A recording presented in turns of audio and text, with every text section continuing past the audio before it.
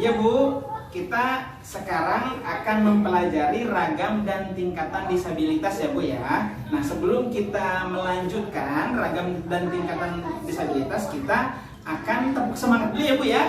Buat ngetes nih semangat ibu-ibu semuanya, apakah masih semangat atau mungkin tidak nih. Masih ingat Bu tepuk semangat Bu? Masih. Masih, oke. Tepuk semangat. Semangat. Semangat.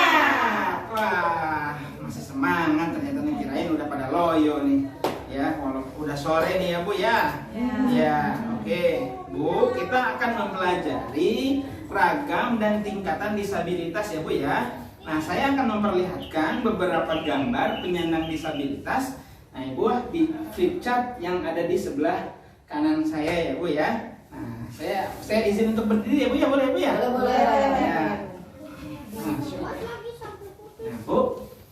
Nah, ini Bu, yang gambar di sini ada disabilitas fisik ya Bu ya. Nah, disabilitas fisik itu yang tidak ada kelengkapan fisiknya ya Bu ya.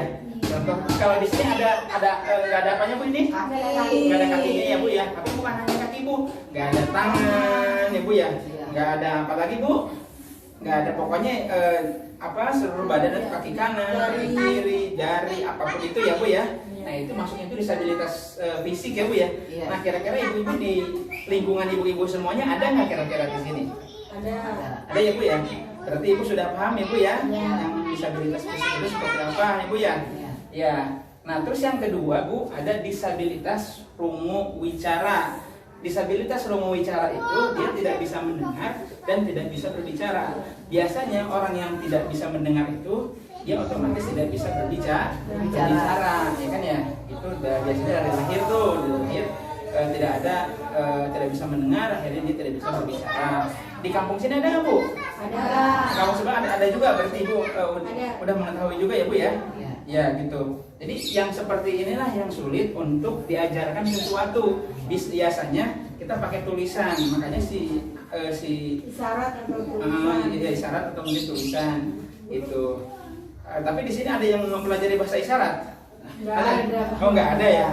Mungkin Ibu bisa gitu nih kayak gini gitu kan ya. Mau di TVRI gitu ya. Di TVRI biasanya ada berita-berita kayak gitu. No kan Ibu. Nah itu contohnya seperti itu ya Bu ya. Iya. Ya. Tapi mudah-mudahan kita mah dijauhkan ya Bu ya. Iya. Disabilitas seperti itu. Nah terus yang selanjutnya Bu, ada disabilitas mental hiperaktif. Jadi biasanya anak ya Bu ya, itu yang aktifnya itu terlalu aktif sehingga membahayakan dirinya dan membahayakan orang lain. Ini nih yang harus kita yang harus kita jaga ya Bu ya, harus kita hindari juga, biar mudah-mudahan ini orang yang disabilitas seperti ini itu kita harus jaga Bu, ya kan ya, kita harus jaga dan mudah-mudahan kita terhindar Bu, gitu ya, dari hal-hal yang seperti itu ya Bu ya. Tapi kita juga jangan sampai menghindari orang-orang yang terkena disabilitas atau mungkin mengucilkan, jangan sampai ya Bu ya. Kita juga harus merangkul lah orang-orang yang terkena disabilitas, karena mereka juga memiliki haknya, gitu. Hak berwarga negara, hak untuk kenyamanan bermasyarakat, hak untuk sekolah ya Bu ya. Nah mereka juga harus mendapatkan hak itu semuanya. Nah gitu.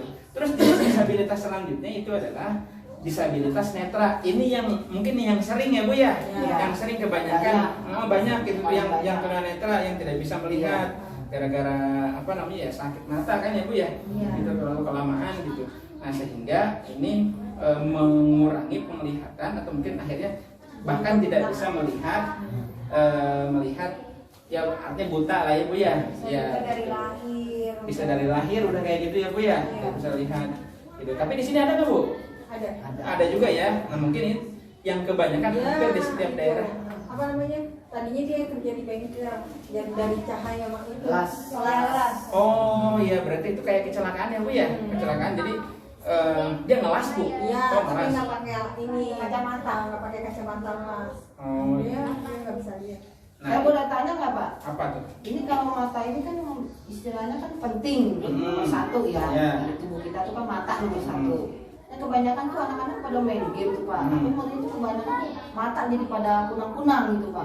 Seringan main game itu kan nggak bagus ya Pak ya? Nggak bagus, itu juga kalau dari terlalu banyak main HP atau mungkin nonton TV itu akan radiasi ya Bu ya, Iya, itu akan radiasi radiasi ke mata kita bahkan ke otak kita sehingga kita juga tidak bisa berpikir dengan jernih ya Bu ya. Nah gitu. Terus selanjutnya ini ada disabilitas intelektual atau Down syndrome. Nah intelektual ini bisa disebut dengan kalau orang-orang kita bilang ada 1000 wajah ya Bu ya, 1000 wajah atau mungkin ini juga intelektualnya itu kurang Bu, sehingga umurnya sudah dewasa atau mungkin ya umur dewasa udah tua, tapi pikiran dia itu masih kayak anak-anak Bu, ya kayak anak-anak sehingga dia itu tidak mampu mencerna apa yang kita omongkan atau mungkin jelaskan gitu kan karena intelektualnya itu kurang gitu. Ibu bisa udah paham Bu ini Bu? Udah. Nah ini bisa membedakan ya Bu ya, jenis disabilitas ini. Nah ketika kita mendapatkan orang-orang yang terkena disabilitas seperti ini, jangan sampai kita menghindari, tapi kita harus merangkul ya. Dia mah kayak gitu, nah, nggak boleh kayak gitu. Kita harus betul-betul merangkul mereka supaya mereka merasa dihargai oleh kita yang seperti biasa. Gitu ya Bu ya. Nah tuh selanjutnya, nah Bu, nih, nah kondisi fisik, kondisi psikologis dari penyandang disabilitas juga tidak dapat dukungan dari lingkungan seperti rasa rendah diri, sensitif, tidak bersemangat dan lain-lain. Nah hal ini semua kenapa mereka itu merasa rendah diri, tidak semangat, sensitif dan lain sebagainya? Karena mereka tidak dapat dukungan dari keluarga dan masyarakat, khususnya dari keluarga. Ketika dari keluarga itu tidak mendapatkan dukungan, maka mereka itu akan merasa tidak semangat, dikucilkan ya Bu ya. Terus apa lagi Bu? Diasingkan, apalagi Bu kira-kira Bu? Ya, nggak ditemani. Ya, artinya dia seakan-akan hidup sendiri, tidak bermanfaat, dan khawatirnya ketika sudah merasa seperti itu bisa saja membunuh dirinya sendiri ya Bu ya, karena seakan-akan dia itu tidak dapat diterima oleh masyarakat sama keluarga. Nah makanya kita sebagai masyarakat yang betul-betul mengetahui bahwa mereka itu memiliki hak untuk untuk hidup, memiliki hak untuk sekolah, memiliki hak untuk dihargai. Kita harus merangkul mereka gitu yang memiliki disabilitas itu ya, kekurangan.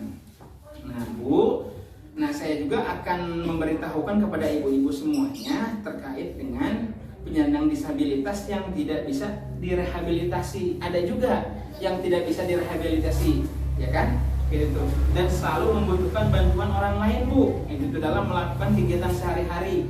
Nah, penyandang disabilitas ini disebut dengan penyandang disabilitas berat ya Bu ya. Nah, untuk lebih jelasnya saya akan tunjukkan flip chart yang ada di sini Bu, flip chart 4. Nih, penelitian disabilitas berat. Bu, disabilitas berat, penyandang disabilitas yang kedisabilitasannya sudah tidak dapat direhabilitasi, tidak dapat melakukan aktivitas kehidupannya sehari-hari, dan atau sepanjang hidupnya tergantung pada bantuan orang lain, dan tidak mampu menghidupi diri sendiri. Artinya dia tidak dapat melakukan apa-apa yang seharusnya dia lakukan, tapi dia sudah tidak mampu.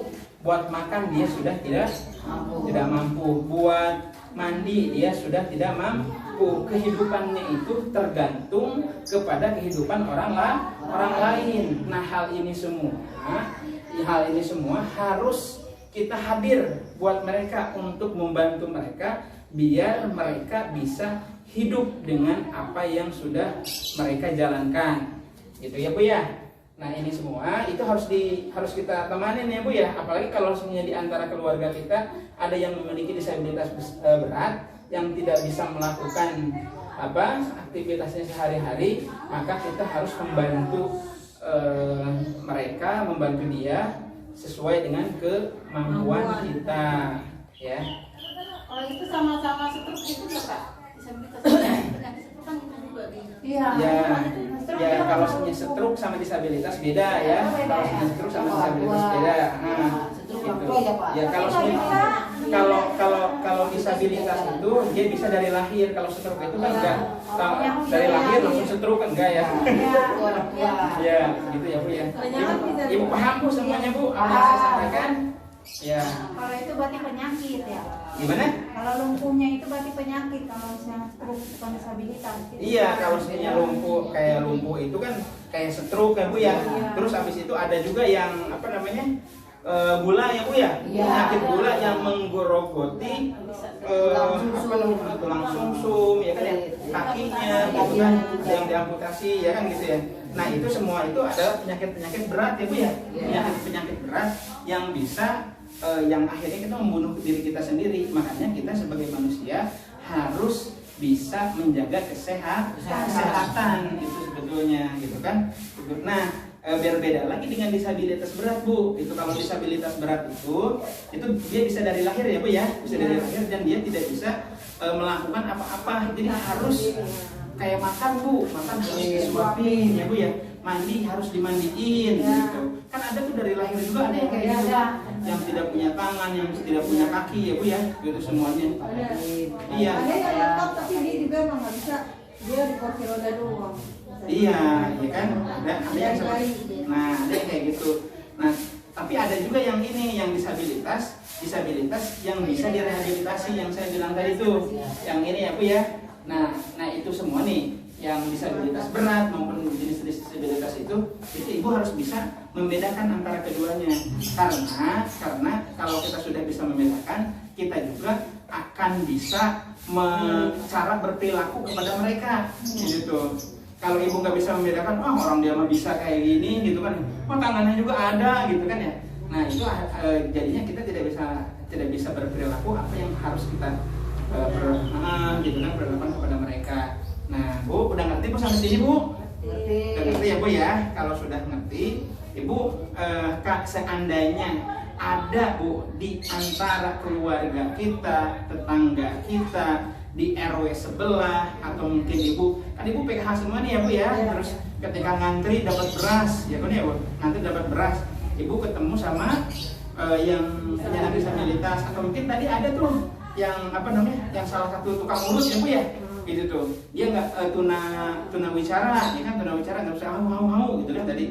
Nah itu kita jangan sampai memperlakukan mereka itu seakan-akan mereka tidak bisa ngapa-ngapain, karena yang penyandang disabilitas juga mereka terkadang punya kemampuan, itu punya kemampuan.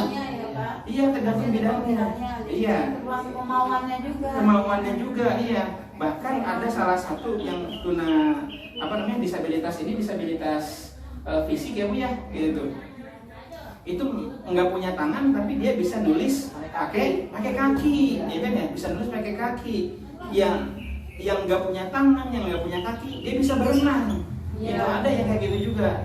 Dia bisa bahkan naik gunung, ada yang kayak gitu juga. Nah artinya ketika keluarga kita itu mengalami hal seperti itu, kita harus memberikan semangat yang tinggi kepada mereka sehingga mereka bisa sukses di masa yang akan datang. Karena kesuksesan itu didapatkan itu harus pemberian dari Allah, gitu, dari Tuhan yang Maha Kuasa, gitu ya Bu ya. Kalau ibu semuanya sudah paham semuanya terkait dengan jenis disabilitas dan penyandang disabilitas berat, ini cara memperlakukan kepada mereka, ibu harus memperlakukanlah dengan baik ya Bu, dan dipraktikkan di rumah masing-masing ya Bu ya. Nah, kalau ketemu bukan hanya di rumah masing-masing tapi di lingkungan, maksud saya di lingkungan ibu-ibu semuanya ya Bu ya. Kalau ibu-ibu semuanya sudah paham, sudah mengerti, sudah mengetahui, kita akan melanjutkan ke pelayanan bagi penyandang disabilitas berat di dalam keluarga. Tapi sebelum kita melanjutkan ke pelayanan bagi penyandang disabilitas berat di dalam keluarga, kita akan tepuk semangat lagi Bu, biar semuanya benar-benar hore-hore ya Bu ya. Jadi pembelajaran itu harus menyenangkan ya Bu ya. Iya gitu. Oke Bu, udah siap Bu? Tepat semangat Bu? Siap. Ya gitu. Tepuk semangat. Semangat. semangat. Oke Bu, kita sekarang akan belajar terkait dengan pelayanan bagi penyandang disabilitas berat di dalam keluarga, Bu ya.